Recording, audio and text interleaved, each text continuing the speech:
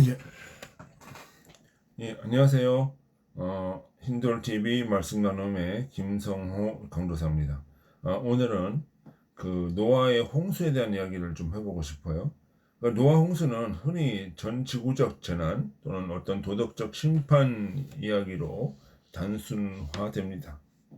그런 성서를 어떤 그 상과 구조로 읽어줄 때 이 사건은 자연적인 재한 서사가 아니라 그 인간 내면의 구조가 어떻게 해체가 되고 다시 세워지는가. 그러니까 인간의 내면의 문제라는 거죠. 내면의 질서가 해체되고 세워지는 과정이다라고 봅니다. 그래서 노아의 홍수는 겉사람의 물이다라고 하는 것이죠. 그럼 겉사람이라는 것은 그러니까 성서에서 우리가 볼 때 성서에서 인간은 단일한 존재가 아니에요. 내 안에서 수많은 인격체들과 수많은 생명들이 이렇게 모여서 어떤 구조를 이루고 어떤 시스템을 갖추는 그런 구조란 말이에요. 그런 존재란 말이에요. 그러니까 단일한 존재가 아니에요. 그러니까 겉사람이라고 하는 것은 무엇이냐 하면 감각, 행위, 언어, 지식, 제도, 외적인 종교성 뭐 이런 것들을 이야기를 해요. 근데 속사람은 사랑, 의지, 주님과의 내면적 관계를 말하는 거예요. 홍수는 인간 전체를 말살하지 않았어요.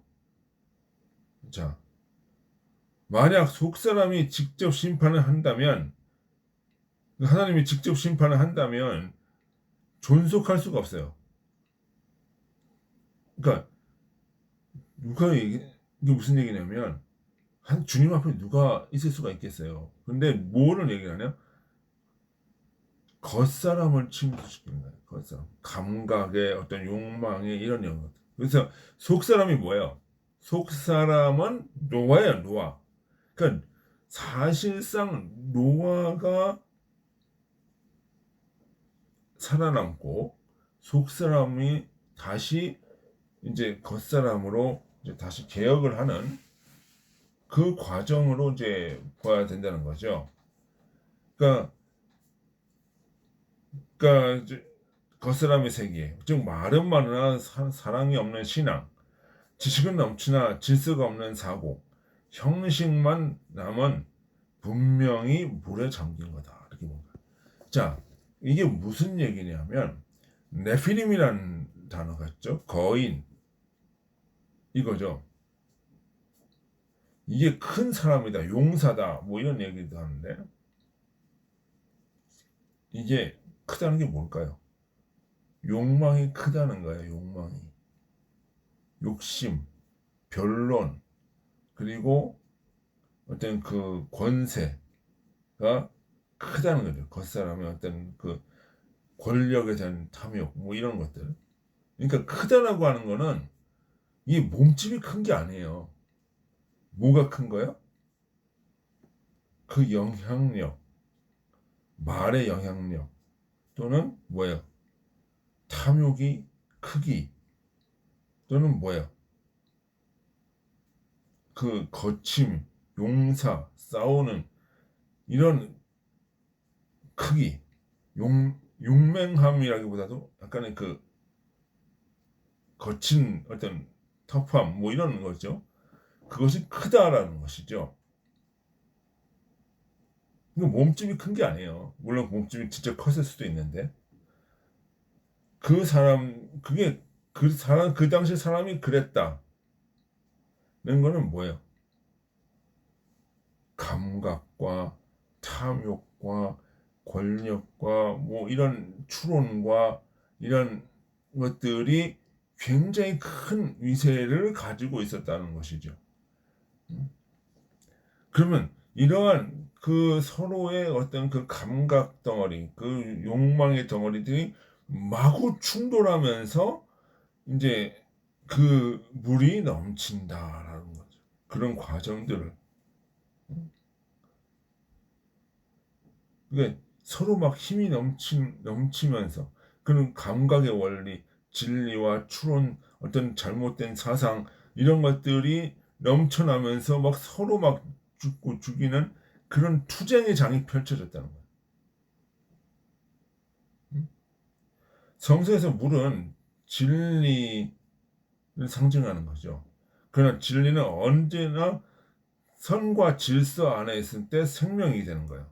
그러니까 우리가 그 노아의 홍수를 봤을 때 다 죽었다고 그러죠. 겉사람이. 그 뭐예요?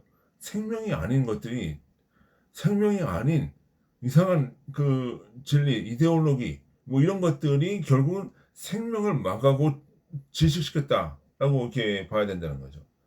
그 말씀은 우리가 생명이 있어요. 근데 교리는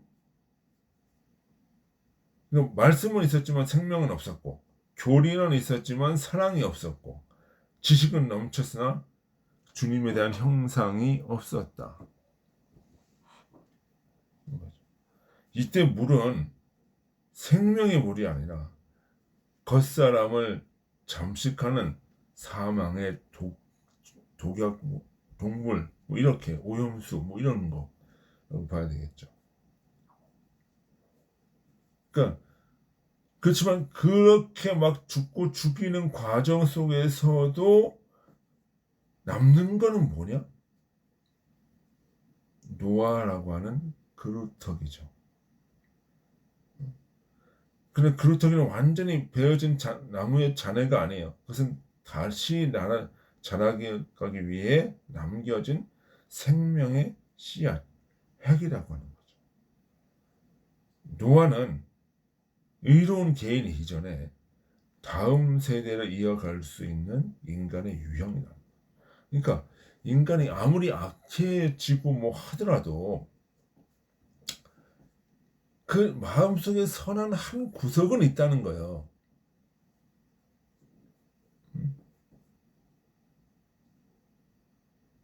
그러니까 그 예루살렘의 아히만이라는 그 책을 보고 아히만은 뭐라고 그래요? 그 사람이 유대인을 죽이고 아주 악한 사람이지만 뭐야?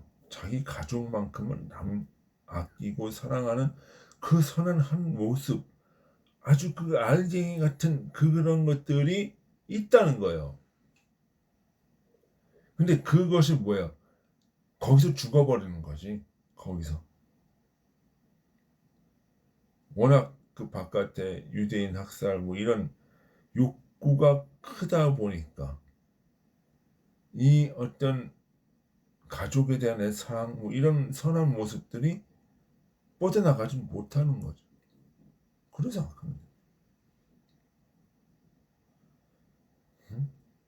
이사야가 말한 거룩한 씨가 그루터기라는 선언은 바로 이미 노아 때부터 시작이 되는 거다. 노아의 이 모습이 있는 거죠, 사람마다. 그러니까 노아는 산속에 방주를 지었다는 거죠.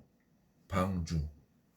노아가 지은 장소는 상징적으로 굉장히 중요한 거예요. 산속에 높은 곳에 하늘과 닿는 가까운 곳에. 이것은 뭐예요? 땅의 지면과 격리된 상태를 얘기하는 거죠. 땅의 어떤 탐욕과 어떤 그 이데올로기와 어떤 교리와 뭐 이런 어떤 교권과 이런 것들과 구별되어서 높은 곳에 방주를 지었다.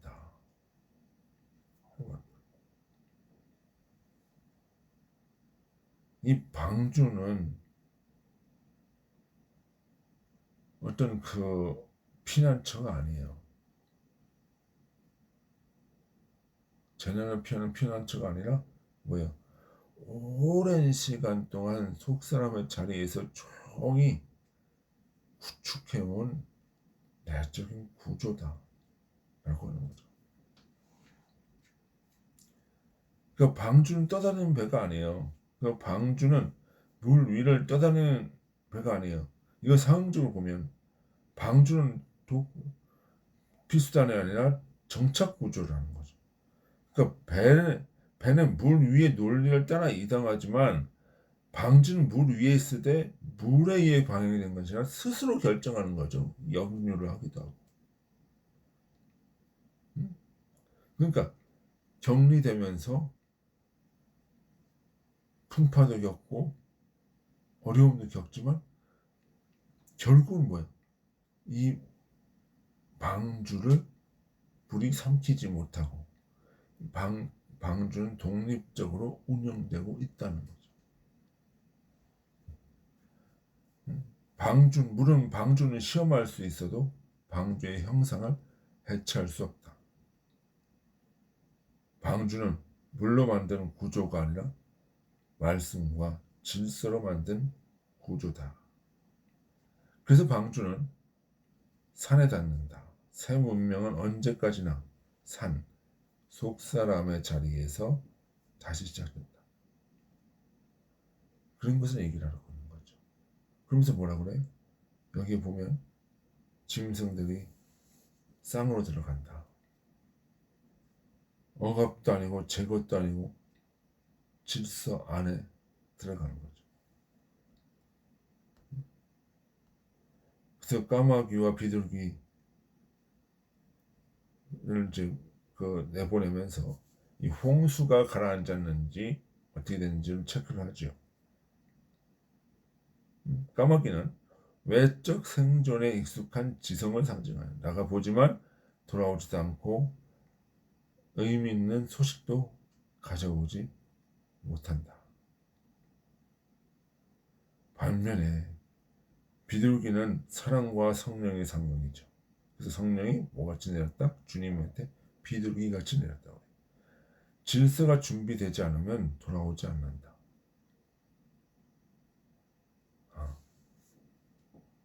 우리 사람들이 무슨 얘기를 해요? 까마귀를 내보냈으면 안 돌아온단 말이에요. 그럼 그게 뭐야? 거기에 안착했다는 거야. 혼돈에 세상에 거기에 안착을 했다는 거야.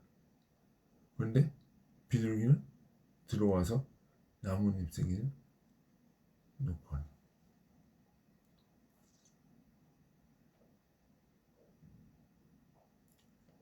그러면 이거는 뭐야?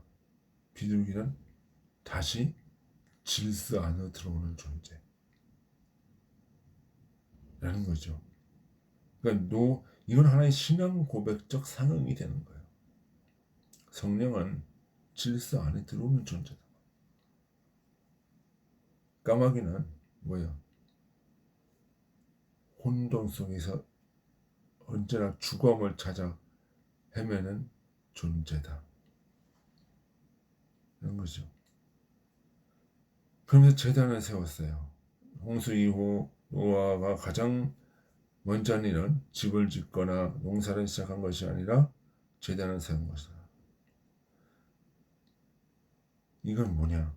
새 구조는, 새 문명은 기술이나 제도가 아니라 예배 구조에서 시작이 된다. 그 노아의 홍수는 과거의 신화도 도덕적 교훈도 아닙니다. 겉사람이 무너질 때 속사람이 어떻게 보존이 되고 그 보존된 형상이 또 어떻게 질서를 구축해 나가는가. 그걸 얘기하는 거죠. 노아 홍수는 끝이 아니라 형상을 세우기 위한 주님의 극단적인 생활 방식입니다. 그리고 오늘날에도 이 홍수는 다른 모습으로 반복됩니다. 정보의 홍수, 감정의 홍수, 이념의 홍수 속에서 우리는 각자에게 물어야 됩니다. 나는 지금 평지에 있는가, 산에 있는가? 여러분은 산을 택하시기를 주님의 이름으로 소원합니다. 오늘 여기까지 마치겠습니다. 수고하셨습니다. 안녕히 계십시오.